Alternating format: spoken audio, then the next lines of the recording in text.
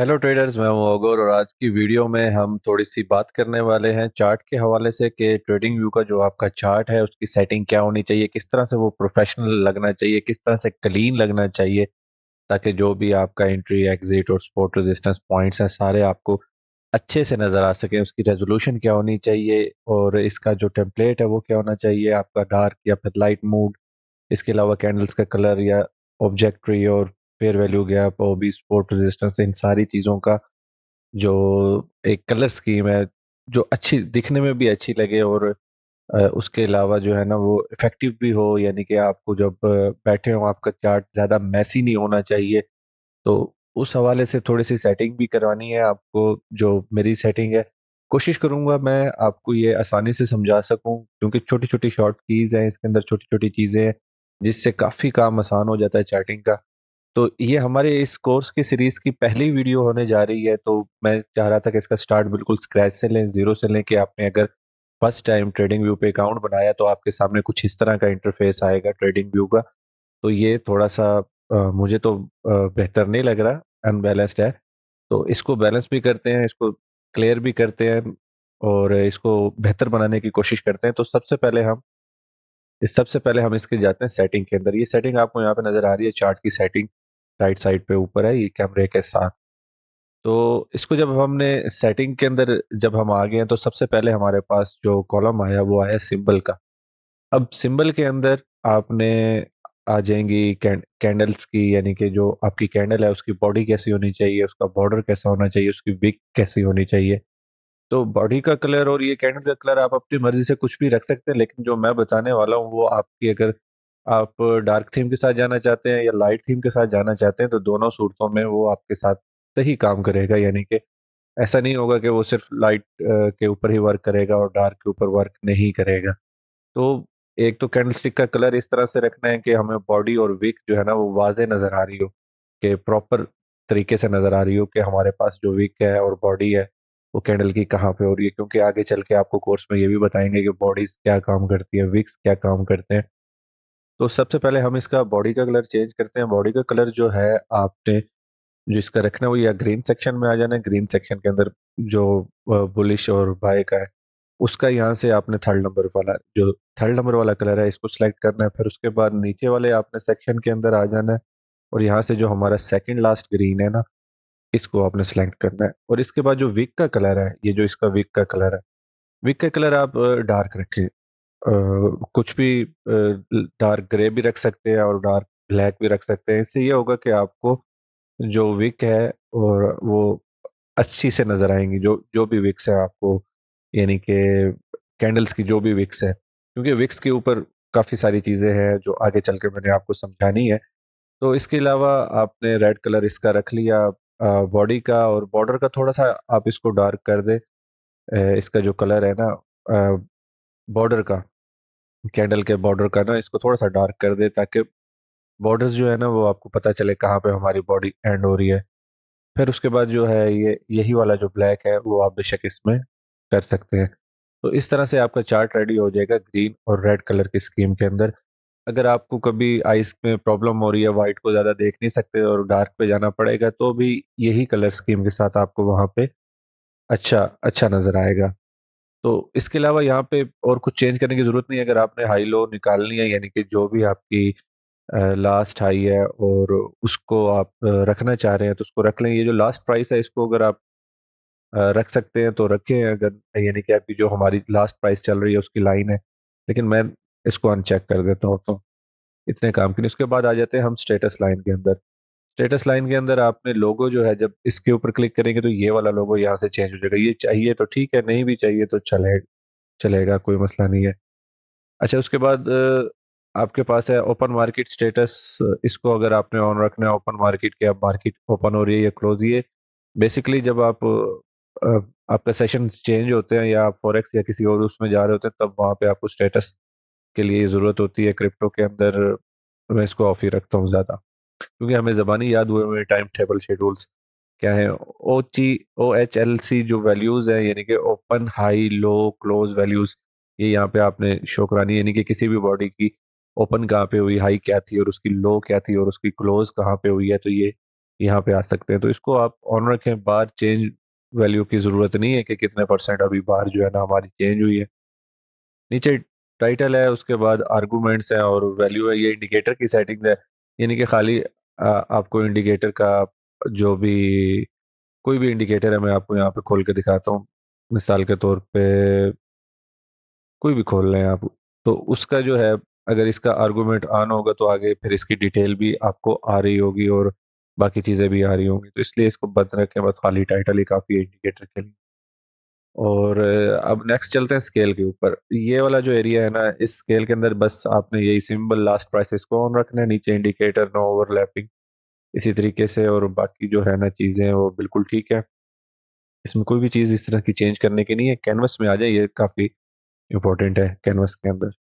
अब कैनवस के अंदर जो है ना, आपका जो बैकग्राउंड टाइप है, यानी कि ये जो चार्ट का बैकग्राउंड है, ये किस तरह का होना चाहिए? ये सॉलिड होना चाहिए, ठीक है। और जो ग्रिड्स लाइन है, यानी कि ये वाली लाइन, और वर्टिकल और हॉरिजेंटल लाइन जो है, ये किस तरह की होनी चाहिए? तो इसको मैं नन कह देता हूँ। नन करेंगे तो ये आपकी ख़त्म हो जाएगी। अगर हॉरिजेंटल ओनली करेंगे तो आपको यहाँ से सिर्फ हॉरिजेंटल मिल जाएंगी, लेकिन इसका कोई फ़ायदा होता है? कुछ लोग इसकी बेस के ऊपर स्पोर्ट्स रेजिस्टेंस भी देखते हैं, टीपीएसएल वगैरह भी देखते हैं, लेकिन मैं कहता हूँ कि इसको क्लियर कर दे ज़रा। चार्ट नीट एंड क्लीन लगना चाहिए। सिर्फ हमारी वही लाइन चार्ट के ऊपर हो जो हमने मार्क की है, जहाँ से हमें पता है कि यहाँ पे अब क्या होना है और क्या नहीं होना। अच्छा, ये टेक्स्ट का साइज़ है। ये जो टेक्स्ट का साइज़ है आपके पास चार्ट नज़र आ रहा है, उसको किस साइज़ पे रखना है? 10 रखना है, 11 रखना है, या 12 रखना है? ये आप पे डिपेंड करता है आपको कितना बड़ा इसका साइज़ जो है ना टेक्स्ट का वो चाहिए। मेरे हिसाब से 11 ठीक है, या 10 भी ठीक है। नीचे आ जाए, नीचे आपको टॉप से मार्जिन्स जो है, आपके चार्ट के टॉप के मार्जिन है, वो किस तरह से चाहिए? तो इसको आप टॉप मार्जिन 5 कर दें, बॉटम का मार्जिन जो है वो भी आप 5 कर दें, और इसके बाद जो राइट है वो आप यहाँ से कर दें 54 बार्स। तो राइट से आपका 54 बार्स हो गए, और बॉटम और टॉप से जो है ना 5-5% आपका मार्जिन है। इसके बाद ट्रेडिंग के अंदर आ जाएं, तो यहाँ पे हाँ, अगर हाँ इसको आप चेंज करना चाहते हैं, इनको, यानी कि ये अलर्ट्स आपको नहीं चाहिए। अलर्ट्स फायदेमंद होते हैं कि यानी कि आपको पता होता है कि यहाँ पे इस दिन क्या होने वाला है, क्या नहीं होने वाला। तो उस हिसाब से फिर जो भी यानी कि इवेंट होता है उस दिन होता है, जिस दिन ये अभी अपकमिंग होता है, तो यहाँ पे शो हो जाता है कि अब जिस तरह से ये वाला एक इवेंट है। तो ये तकरीबन आपका हो गया रेडी, इंटरफेस इसका ना क्लियर हो गया। तो अभी चार्ट को आप इस तरह से देखेंगे, यानी कि यहाँ से भी आपको अच्छा मार्जिन मिल रहा है, टॉप बॉटम से कम है। तो थोड़ा सा आपके लिए प्ले एरिया जो है ना, यानी कि चार्टिंग के लिए जो है ना, वो अच्छा हो जाएगा। तो अब ये हो गया आपका टेम्पलेट की सेटिंग और कैंडल के कलर की सेटिंग और रेजोल्यूशन हो गई। तो अब हम चलते हैं इसके अंदर बाकी चीज़ों की तरफ। बाकी चीज़ों में अगर हम मिसाल के तौर पे आपने फेयर वैल्यू का या सपोर्ट रेजिस्टेंस का जो ये बॉक्स है, अक्सर लोगों में मैंने देखे कि बॉक्स इस तरह से होते हैं कि बस ना पूछें, यानी कि अजीब, बहुत बहुत अजीब होते हैं। तो वो मैं आपकी बॉक्स की सेटिंग भी इस पे करवा देता हूँ कि बॉक्स का क्या कलर रखें, और किस तरह से आपने जो है ना इसकी सेटिंग करनी है। बॉक्स की सेटिंग अगर आपने सपोर्ट या रेजिस्टेंस के लिए करना है, तो उसके लिए आप अगर रेड कलर पे जाना चाह रहे हैं, यानी कि आप रेड कलर जो है वो आपका रेजिस्टेंस के लिए होने जा रहे हैं, तो रेड कलर सेलेक्ट कर लें, और जो इसकी परसेंटेज है यानी कि बैकग्राउंड की, वो इसकी 20% ही होनी चाहिए, यानी कि जो इसका बैकग्राउंड है रेड कलर का। और जो आपका बॉर्डर है वो सिंगल होना चाहिए, और ये भी 20% कर दें, या फिर इसको 50% कर दें। तो 50% में बस ठीक है, इतना ज़्यादा तो नहीं होता, इतना ज़्यादा इशू नहीं होता। और इसका बैकग्राउंड जो है वो 20% है, इसको आप 15% कर दें, थोड़ा लाइट कर दें।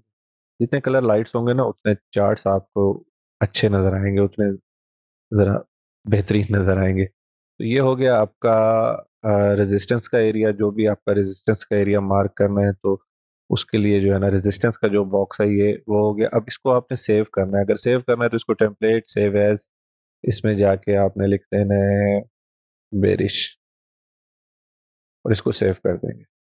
सेव करने के बाद ये होगा कि आपको ये बार बार बार बार इस तरह से सेटिंग नहीं करनी पड़ेगी हर दफ़ा न्यू लेके। तो ये आपका सेव हुआ हुआ होगा। और अगर आपने यानी कि काफ़ी किस्म के जब रेक्टेंगल लगाने होते हैं तो फिर आपको जस्ट आपने राइट क्लिक करना है, टेम्पलेट्स में जाना है, यहाँ पे आपका ये बेरिश शॉर्टकट पड़ा हुआ है, तो इसी सेटिंग के साथ आ जाएगा। तो अब इसको करते हैं, एक और हम लेते हैं, इसको इसी को भी कर सकते हैं, वैसे लेना चाहें तो दूसरा भी ले सकते हैं, इसको हम करते हैं ग्रीन, यानी कि बुलिश उसके लिए, तो सेम इसको ग्रीन कर देंगे और सेम वही जो सेटिंग हुई हुई है हमारी उसको भी हम ग्रीन कर देंगे। अब इस टेम्पलेट को हम सेव कर देंगे कि बुलिश, तो ये हो गया आपका बुलिश। अब आपने यानी कि मिसाल के तौर पे यहाँ पे आपको चार्टिंग के दौरान इस एरिया को रेजिस्टेंस के तौर पर मार्क करना है, ये जो लास्ट रेजिस्टेंस है, तो जस्ट आपने आना है यहाँ पे टेम्पलेट्स के अंदर, राइट क्लिक करना है, इसके ऊपर पहले क्लिक करना है, फिर राइट क्लिक करना है, टेम्पलेट्स में आना है, तो यहाँ पे ये बुलिश बेरिश दोनों है, बेरिश करेंगे ये आपका रेड बन गया। और अगर आपने इसको बुलिश के लिए यानी कि बुलिश सिनेरियो के लिए इसको बनाना है तो फिर यहीं पे आके फिर इसको बुलिश कर देंगे। तो ये हो गई शॉर्टकट्स हो गई आपकी चार्ट करने के लिए, यानी कि जो भी है। हाँ, एक बीच में रह गया, वो रह गया हमारा ग्रे कलर का। ग्रे कलर का होता है मोस्टली, यानी कि एक एरिया है वो यूज्ड हो चुका है, या फिर उस उस एरिया के अंदर आप जस्ट वैसे ही यानी कि इसको एज ए फ्लुएंस के तौर पे देखना चाह रहे हैं। मिसाल के तौर पे ये सपोर्ट है और ये रेजिस्टेंस है, दरमियान में कहीं पे आपका कोई फेयर वैल्यू गैप आ रहा है, तो उसको देखना है, या फिर कुछ और यानी कि आप देखना चाह रहे हैं कि अगर इसको फ्लिप किया मार्केट स्ट्रक्चर के तौर पे तो फिर हो सकता है कि हम ऊपर की तरफ चले जाए। तो उसके लिए आपने ग्रे ग्रे वाला जो है उसका सेम इधर ही आना है, और उसके बाद आपने जो आपका ग्रे है ग्रीन के ऊपर वाला, ये वाला, इसको सिलेक्ट करना है और यहाँ से आना है, फिर यहाँ से इसको ग्रीन को सिलेक्ट करना है, तो ये हो गया ग्रे आपका। तो इसको आप सेव कर सकते हैं बिल्कुल उसी तरीके से कि जिस तरह से पिछले दो सेव किए हैं, यानी कि इसको आप फेयर वैल्यू गैप का लिख लें अगर आपने लिखना है। इसमें एक और चीज़ मैं आपको बताता चलूँ, अगर इसके अंदर आप जाएंगे ना टेक्स्ट के अंदर, और टेक्स्ट के अंदर जाके यहाँ पे आपने 10 सेलेक्ट कर लिया और यहाँ पे लिख लिया फेयर वैल्यू गैप, और बाद में इसको सेव कर लिया, यानी कि फेयर वैल्यू गैप के हिसाब से, तो एक तो ये रिप्लेस भी हो जाता है, और दूसरा नेक्स्ट ये है कि इसके अंदर आपका जो है ना ये फेयर वैल्यू गैप भी लिखा जाएगा। इसको इनसाइड कर दें और इसको राइट की तरफ कर दें, ये आपका अब सेफ हो गया। नेक्स्ट टाइम आपने जब भी है इसको लिखने की आपको ज़रूरत नहीं पड़ेगी। अगर ये रेजिस्टेंस है यहाँ पे, अगर आपको ऑर्डर ब्लॉक के लिए बनाना है तो फिर वही टेक्स्ट के लिए अंदर जाएंगे और इसको जो है ना आप 10 कर देंगे, जो टेक्स्ट का कलर है वो आप ब्लैक कर देंगे और इसको ओबी लिख देंगे, जस्ट सिंपल सा, इनसाइड सेंटर, सॉरी, राइट आएगा। तो ये राइट करने के बाद इसको आपने सेव एज कर देना है ऑर्डर ब्लॉक।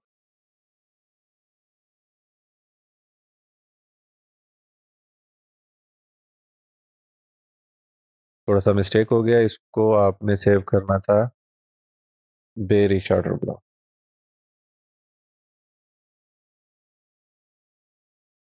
या फिर इसको बी ओबी कर दें, बेरिश ओबी।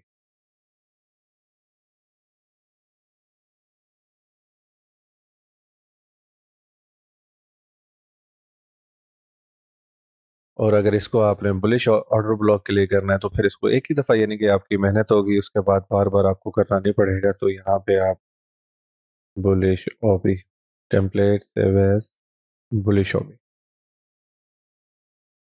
इनसाइड सेंटर कर दें इसको, यहाँ से आप ओके कर दें और इसके बाद इसको सेव कर दें बुलिश ओबी। तो अब आपके पास तीन ज़रा लाइट वेट अच्छे से रेक्टेंगल आ गए हैं। अब इसको अगर मैं बुलिश करना चाहूँ तो यहाँ पे आऊँगा, जस्ट बुलिश हॉबी कर दूंगा तो ये हमारा बुलिश हॉबी हो जाएगा। और अगर मैंने इसको, अब हमारी फॉर एग्जांपल ये जो फेयर वैल्यू गैप है ये हमारा पहले सपोर्ट के तौर पे काम कर रहा है, तो ये हमारा बुलिश सपोर्ट था, जैसे ही ब्रेक हुआ ये अब हमारा रेजिस्टेंस बन गया, तो यहाँ पे आके जस्ट हमने इसको बेरिश कर, तो ये हमारा अब रेजिस्टेंस के तौर पे काम करेगा। फिर उसके बाद अगर हमने इसको यही हमारा फेयर वैल्यू गैप है, तो फेयर वैल्यू गैप के लिए ये हमारी शॉर्टकट हो गई। तो ये आपका काफ़ी अच्छे तरीके से आपको ये समझ आ गई होगी कि किस तरह से रेक्टेंगुलर आपने रेक्टेंगल्स जो है ना वो अच्छे अच्छे दिखने वाले थोड़े से आइस को जो अच्छे लगने वाले हैं उनको आपने मार्क करना है या किस तरह से इनको शॉर्टकट्स बनाना है। अच्छा, इसके अंदर जो है ना ये एक होता है आपका ऑब्जेक्ट ट्री। ऑब्जेक्ट ट्री को काफ़ी लाजमी यूज़ किया करें, ये बहुत इंपॉर्टेंट चीज़ है। इसको आप सेलेक्ट करके यहाँ से ग्रुपिंग कर सकते हैं, ग्रुप का कोई नाम भी दे सकते हैं। मिसाल के तौर पे अगर ये सारे ऑर्डर ब्लॉक्स हैं, तो एग्जांपल दे रहा हूँ कि अगर ये सारे के सारे ऑर्डर ब्लॉक्स हैं तो इनको सबको आपने ऑब्वियस लिख और उसके बाद इसको ऑफ कर देना है। अब आपने अगर मार्किंग करनी है लाइंस की, तो लाइंस के लिए मैं आपको यही कहूँगा कि अगर आपने ट्रेंड लाइंस के साथ मार्किंग करनी है जिस तरह से ये है, तो हमेशा लाइन की जो विड्थ है वो 1 पिक्सल रखें और कोशिश करें कि इसको जो है ना आप ग्रे में ही रखें लाइन को। और उसके अलावा जो दूसरी लाइन है उसको भी इसी तरीके से जब एक दफ़ा कर लेंगे तो फिर आपकी ये आपकी ये इसी तरह से सेव हो जाएगी। इसको लाइन को भी सेव करने का यही तरीका है कि यहाँ पे आ जाए। मिसाल के तौर पे ये हमारा एसएफपी है, जो कि मैं आगे चल के आपको बताऊंगा एसएफपी होता क्या है। तो इसको एसएफपी के तौर पे यहाँ पे आपने लिख लेना है और इसको यहाँ से आपने राइट कर देना है। टॉप पे रखें, मिडिल में रखें या फिर सेंटर में रखें और यहाँ से इसको आपने सेव एज एसएफपी कर लेना है। इससे क्या होगा कि नेक्स्ट टाइम जैसे ये लाइन लगाइए, आपको यहाँ पे नहीं लिखना, जस्ट राइट क्लिक करें और यहाँ पे आपका एसएफपी आ। और इसी तरीके से ट्रेंड के ऊपर है, तो अगर आपका यहाँ पे ट्रेंड चेंज हो रहा है, यहाँ पे आपका ये चेंज ऑफ फैक्टर हो रहा है, तो फिर इसके लिए आपने यहाँ पे CH लिख देना है, चेंज ऑफ फैक्टर। और वो बाकी सारी चीज़ें वैसे ही आ जाएंगी। इसको मिडिल में कर दें, सेंटर में कर दें और इसको सेव कर दें। CH स्टाइल में इसको आपने डॉटेड कर देना है। टेम्पलेट, सेव एज, यहाँ से आके अगर एडिटिंग करनी है तो दोबारा से इसको ओवरलैप भी कर सकते हैं। ये आपका CH हो गया। और उसके बाद अगर आपने ब्रेक ऑफ स्ट्रक्चर का करना है मिसाल के तौर पे, तो इसको BOS, तो इस तरह से आप इसका ब्रेक ऑफ स्ट्रक्चर का ये सेव कर सकते हैं। तो ये आपकी हो गई सेटिंग, शॉर्टकट्स हो गई। नेक्स्ट टाइम आपको कहीं पे भी छोटे टाइम फ्रेम पे जब हम होंगे 15 मिनट के ऊपर होंगे या 5 मिनट के ऊपर होंगे, तो उसको आपको यानी कि मार्क करने के लिए बार बार इस तरह से नहीं करना पड़ेगा। अच्छा, उसके बाद आ जाए, आपको मैं कुछ कलर्स बता देता हूँ जो कलर्स ग्लोबली यूज़ होते हैं, जिनका मतलब ये होता है कि वो कलर्स यानी कि उनके उनके मीनिंग्स आपके साथ चल रहे होते हैं। मिसाल के तौर पे अगर हमने यहाँ पे डेली का कोई लेवल मार्क करना है, डेली का लेवल मार्क करना है, ये वाला, ये हमारा अभी तक नेकेड है, यहाँ पे प्राइस ने विजिट नहीं किया। तो ये वाला जो लेवल मार्क करना है, इसको मार्क करने के लिए अगर हमने यहाँ से हॉरिजेंटल ले रे ली है, तो उसको भी आपने 1% पे रखना है। तो ये चीज़ें ज़रा लाइट रखें, ठीक है। और इसके ऊपर डबल क्लिक करके फिर उसी तरीके से जिस तरह से मैंने आपको पहले बताया था, इसको 10 रखें, इसको डेली, ये आपका डेली का लेवल है, इसको फिर यहाँ से आपने राइट कर देना है ना। चीज़ें क्लीन क्लीन और जितनी नीट होंगी उस हिसाब से बेहतर लगेंगी। उसके बाद जो वीकली का कलर होता है, वो वीकली का कलर जो होता है हमेशा येलो होता है। जिस तरह से ये डेली का कलर है वो ब्लू होगा, इसी तरीके से वीकली का जो कलर है वो हमेशा से येलो होगा।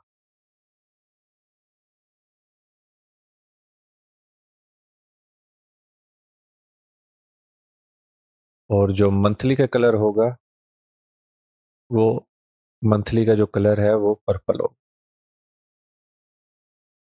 ये पर्पल। अब यानी कि इस तरह की लाइन आ रही होगी तो आपको समझ आ जाएगी कि यहाँ पे हमारी मंथली। अब आप इसको सेव भी कर सकते हैं, यानी कि अगर आपने बहुत ज़्यादा चार्टिंग करनी है डेली, वीकली, मंथली को, इसी तरीके से जिस तरह से मैंने आपको बताया था, इसको इसके अंदर जाएं, सेव है, इसको डेली कर दें। अब नेक्स्ट टाइम आपको लिखना नहीं पड़ेगा। अब मिसाल के तौर पे डेली के ऊपर एक और डेली कहीं पर है, यहाँ पे है। अब आपने यहाँ पे मार्क करनी है तो ये आपका शॉर्टकट बन जाएगा। शॉर्टकट बन जाएगा तो फिर इसको आपने जस्ट यहाँ पे जाके इसको डेली कर, सिंपल। तो ये एक चार्ट की सेटिंग हो गई, यानी कि शॉर्टकट्स हो गई जो मैंने आपको बतानी थी। इसके अलावा आपने जो ये पोजीशन का साइज़ है, ये अगर आपको जो भी कलर पसंद है तो उस हिसाब से आप इसका भी पोजीशन का साइज भी रख सकते हैं, लेकिन कोशिश करें कि जो आपका पोजीशन का साइज का कलर है वो थोड़ा लाइट होना चाहिए, यानी कि वो भी आंखों को बेहतर लगना चाहिए। तो उसके अंदर मैं जो रखता हूँ, मैं वो आपको सेटिंग बता देता हूँ। इसकी जो टारगेट कलर होता है वो मेरा येलो कलर है। टारगेट कलर ये थर्ड नंबर वाला है, थर्ड नंबर वाला येलो कलर। और जो स्टॉप लॉस का कलर है वो मेरा ग्रे होता है। स्टॉप लॉस का कलर ये ग्रीन के ऊपर वाला ग्रे, सी ग्रीन के ऊपर वाला ग्रे। तो मैं इस तरह से पसंद करता हूँ क्योंकि हमारी कंपनी का मेन जो मदर कलर है वो ऑरेंज है, तो इस वजह से मैं इसको ऑरेंज ही रखता हूँ। आप इसको कम या ज़्यादा अपने हिसाब से कर सकते हैं, जिस तरह से आपको बेहतर लगे, जिस तरह से आपको पसंद आए। तो इसके बाद हो गए कुछ कलर स्कीम होंगी, वो हमारी वॉल्यूम प्रोफाइल की होंगी। वॉल्यूम प्रोफाइल के लिए जो कलर स्कीम है ये फिक्स रेंज वॉल्यूम प्रोफाइल, अगर मिसाल के तौर पर मैं यहाँ से लेके यहाँ तक लगाता हूँ तो ये कुछ इस तरह से आएगा। ये भी बेहतर नहीं लग रहा,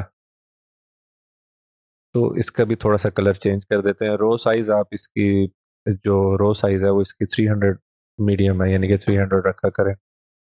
ये डिपेंड करता है जब इसकी बारी आएगी ना, इसके यानी कि लेक्चर की बारी आएगी तो तब मैं आपको बताऊंगा कि इसका रो साइज क्या होना चाहिए और ये सारी चीज किस तरह से होनी चाहिए, ये होती क्या है, इसको लेते किस तरह से हैं, और इसके ऊपर यानी कि किस तरह से ट्रेड लेते हैं। तो इसका बकायदा एक प्रॉपर एक ट्यूटोरियल बनाऊंगा। तो जब वो ट्यूटोरियल बनेगा तो तब आप इसको मज़ीद समझ सकेंगे। लेकिन अभी फिल वक्त जो है ना, इसकी जो कलर स्कीम है मैं जो अपनी रखता होता हूँ मैं आपको बता देता हूँ। आप अपनी पसंद से भी कोई रख सकते हैं, लेकिन बस वही रखिएगा जो ज़्यादा मैसी ना हो, जो अच्छी दिखने में हो। तो इसका जो अप वॉल्यूम का कलर है ये हमारा ब्लू के ऊपर वाला आएगा, और यहाँ से हमारा आएगा 70%। ये हमारा 70% हो गया। इसके बाद जो दूसरा कलर है वो हमारा ग्रीन के ऊपर वाला है। ये ग्रीन है और ये इसके ऊपर वाला आ गया, ये वाला ग्रे जो है ये हमारा 25% ठीक है। इसके बाद जो वैल्यू एरिया का अप अप वाला कलर है वो हमारा आएगा जो येलो है, और ये 50%। बिल्कुल लाइट येलो नहीं है, ये थोड़ा सा डार्क येलो है, कैमल कलर भी जिसको कहते हैं। ये हमारा आएगा 50%। और उसके बाद जो वैल्यू एरिया का डाउन है सेम वही कलर होगा जो हमने पहले लिया है, लेकिन ये होगा हमारा 25%। तो इस तरीके से ये हमारी एक कलर स्कीम जो है वो तैयार हो गई। अब इसके अंदर जो इसकी रेंज पीओसी है और वीएएच है, इसका इसका आपने 1 रखना है, और वीएल को आपने ब्लैक रखना है, और वीएएच को भी आपने ब्लैक रखना है, लेकिन दोनों की थिकनेस 1 रखनी है। ये थोड़ी सी लाइट हो जाती है, यानी कि आपको देखने में भी और बाकी चीज़ों में भी अच्छा नहीं आएगी। इसको आप ख़त्म कर दें ओपेसिटी को। ये मैं सब इसलिए बता रहा हूँ आपको, ग्रुप के अंदर जिस तरह से मैं चार्ट करता हूँ अगर आप उस तरह से करना चाहते हैं और ज़रा थोड़ा सा चार्ट भी आपका अच्छा लगे, ट्वीट्स के ऊपर इंप्रेशन भी आपके अच्छे आए और बाकी चीज़ें। लेकिन मेन ये है कि ट्रेडिंग में चीज़ें क्लियर हो, आपका चार्ट क्लियर हो, तो उतना ज़्यादा यानी देखने का भी दिल करता है, उतना ज़्यादा अच्छा भी लगता है और चीज़ें क्लियर समझ भी आती हैं। तो ये सारी चीज़ें हो गई, उम्मीद है ये आपको समझ आ गई होंगी। बाकी इसके अलावा कोई चीज़ मिस होगी है तो वो मैं अगली वीडियोस में आपको बता दूंगा। मुझे नहीं लगता कोई चीज़ ऐसी मिस होगी। रेक्टेंगल हो गया हमारा, और लाइंस हो गई हमारी, उसके बाद हमारा रेंज वॉल्यूम प्रोफाइल हो गई। तो अभी तक के लिए यही था। मैं अपना चार्ट भी आपको एक दफ़ा दिखा देता हूँ कि मैं किस तरह से ये अपने चार्टिंग वगैरह करता हूँ। तो इस तरह से मैंने अपना जो ऑब्जेक्टिव है हर चीज़ सेपरेट बना के रखी हुई है, ताकि खोलते हुए उन चीज़ों की परेशानी ना हो, मसला ना हो। तो ये हमारी रेंज हो गई। तो रेंज का कलर इसी तरीके से आपको दिखाया, देखिए क्लियर है, नीट एंड क्लीन चार्ट है। तो इसको अभी फ़िलहाल के लिए डिलीट कर देते हैं। तो ये हो गई चीज़ें। अब रेंज पीओसी और रेंज वीएल का नहीं किया है मैंने, आपको बताया। अगर आपने ये भी लगानी है तो उसको भी शॉर्टकट बना सकते हैं। तो उम्मीद करता हूँ ये हमारी पहली वीडियो थी। मैं थोड़ा चाह रहा था कि आपको इस तरीके से बता सकूं कि कुछ समझ आए। अब अगर इसको हम डार्क मोड पे लेके जाके सेटिंग करेंगे, या फिर इसका अगर हम जो सिम्ब कैनवस है उसको वाइट की बजाय ब्लैक करेंगे, तो भी ये चीज़ें हमारी सही काम करेंगी। जो यानी कि मैंने कलर स्कीम आपको बताई है वो कलर स्कीम हमारी इसके ऊपर भी, डार्क के ऊपर भी और लाइट के ऊपर, दोनों के ऊपर सही काम करेगी। तो इसके अंदर ये है कि आपको विक्स का कलर चेंज करना पड़ेगा डार्क के अंदर। जो हमारा विक्स का कलर है उसको आप ग्रीन का ग्रीन कर दें या फिर वाइट कर दें। बेहतर यही है कि ग्रीन को ग्रीन ही रहने दें।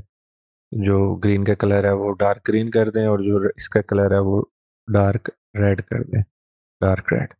तो इससे ये होगा कि आपको चीज़ें ज़रा थोड़ी सी क्लियर नज़र आएंगी। जिस तरह से ये वीक नज़र आ रही है, टेक्स्ट को आपने वाइट करना है या फिर इसको थोड़ा सा लाइट ग्रे करना है, तो इस तरीके से ये भी आपका चलेगा। और बाकी एसएफपी वैसे ही हो गया, और ये आपका ग्रीन कलर का हो गया, और ये आपका हो गया रेड कलर का, और ये आपका हो गया बॉक्स बेरिश बुलिश, और ये आपका फेयर वैल्यू हो गया आपका।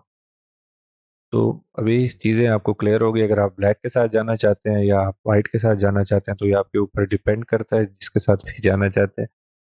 तो मैंने आपको दोनों सिनेरियोज दिखा दिए हैं, बता दिए हैं, तो आप वो देख लें।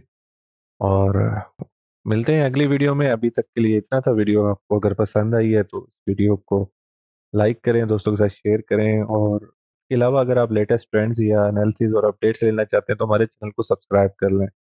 अगर आपके पास कोई सवाल आते हैं या सजेशन है तो लाजमी उनको कमेंट सेक्शन में बताएं। इसके अलावा आज की वीडियो में शामिल होने का आपका बहुत शुक्रिया। मिलते हैं अगली वीडियो में। Happy trading.